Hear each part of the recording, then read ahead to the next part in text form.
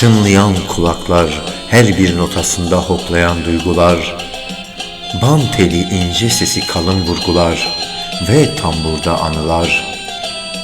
Dinlerken seni ta ilk yıllar ve küçüklükten yoldaşlar, sızlayan sesli sessiz halklar, tapurap ayaklar, çiftçiler ekim tarlalarında, dalı küs pamuk eller, kırışıklıklar, köylüde ayaktan tabana vurgular, gece televizyonda anonslar ve baskılar,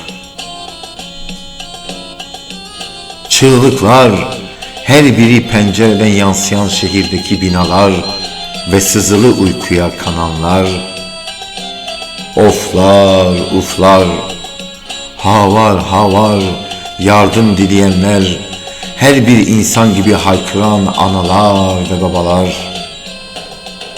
günden güne duygular, biri çıkışlı, geneli inişli, sanki ayağa nal vuran, ister acılı kişneyişli savrulmalar,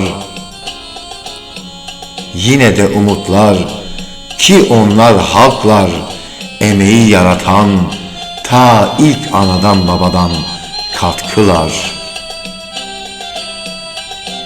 Sabırlar, küçük de olsam duygusal manalar, ayırmadan güzel insani hissiyatlar ki değil rafta metasal atıklar. Geçen yıllar, geceler, bilmeceler, bilinmeden bilinceler ve taranan sömürülen canani duygular. Olmadan dostlar yanı başında sevdalar, şiiri doyuran dize dize anılar.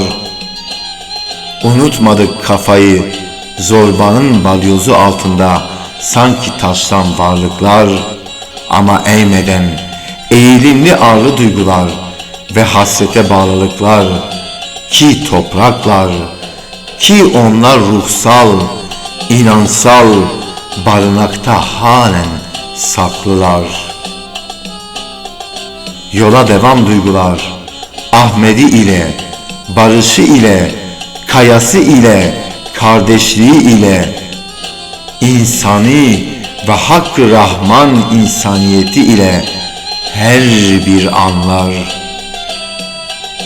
her bir temalı anılar ve manayı kavramlar, zaten her bir entelektüel bakış anlar.